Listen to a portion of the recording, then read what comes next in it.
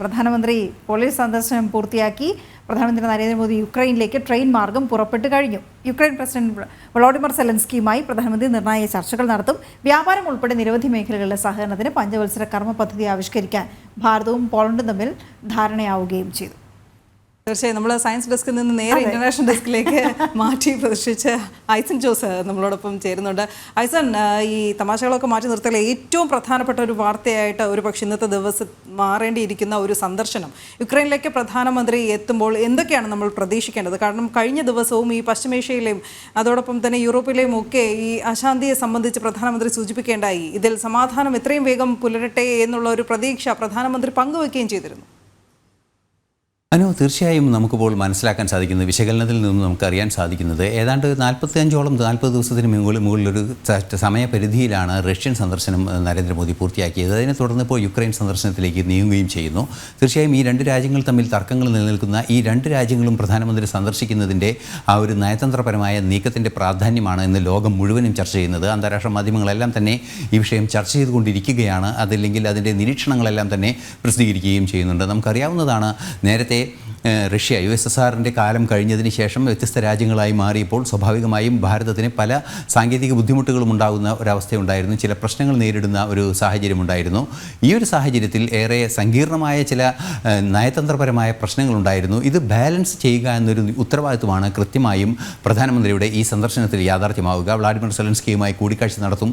ആ കൂടിക്കാഴ്ചയ്ക്ക് ശേഷം കൂടുതൽ വിവരങ്ങൾ നമുക്ക് ലഭ്യമാക്കാനും സാധിക്കും. തീർച്ചയായും വ്യാപാരം, അതുപോലെ തന്നെ മറ്റ് രംഗങ്ങളിൽ നമുക്കറിയാവുന്നതാണ്, മിഡിൽ ഈസ്റ്റ് യൂറോപ്പ് കോറിഡോറിൻ്റെ എല്ലാം തന്നെ സാധ്യതകൾ നിലനിൽക്കുന്ന ഒരു പശ്ചാത്തലത്തിൽ യുക്രൈനുമായുള്ള ബന്ധം അതീവ ഗൗരവമർഹിക്കുന്ന ഒരു വിഷയമാണ്. അതേസമയം തന്നെ ഈ യുക്രൈൻ യുദ്ധത്തിൻ്റെ തന്നെ പശ്ചാത്തലത്തിൽ റഷ്യയ്ക്ക് ബാൻ ഏർപ്പെടുത്തിയ, അല്ലെങ്കിൽ ഇത്തരത്തിലുള്ള ഉപരോധം ഏർപ്പെടുത്തിയ ഒരു സാഹചര്യത്തിൽ റഷ്യയ്ക്ക് പിന്തുണയായി വലിയ തോതിൽ റഷ്യയിൽ നിന്നും ഇന്ധനം ഇറക്കുമതി ചെയ്യാൻ ഭാരതം തയ്യാറാവുകയും ചെയ്തു.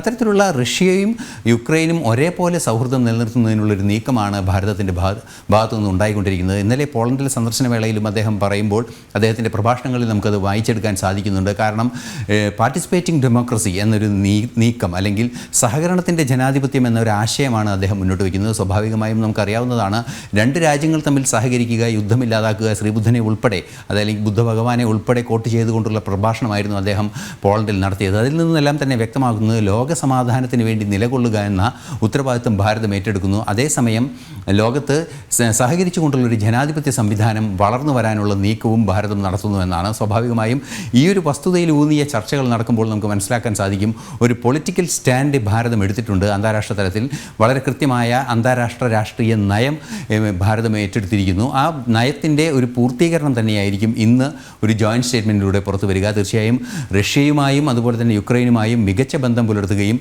റഷ്യയെയും യുക്രൈനെയും ഒരേ സമയം പിന്തുണയ്ക്കുകയും അവരുടെ പ്രശ്നങ്ങളിൽ ഇടപെടുകയും ചെയ്യുമ്പോൾ ഒരു പക്ഷേ ആ പ്രദേശത്തെ പ്രശ്നങ്ങളിൽ, അതായത് അവർ തമ്മിലുള്ള വിഷയങ്ങളെ ഒരു മധ്യസ്ഥ ചർച്ചയിലൂടെ അല്ലെങ്കിൽ ഒരു മധ്യസ്ഥത്തിലൂടെ അലിയിച്ച് ഇല്ലാതാക്കാനുള്ളൊരു നീക്കം പോലും സാധ്യമാകുന്ന വാതായനങ്ങൾ തുറന്നു കിട്ടുന്നു.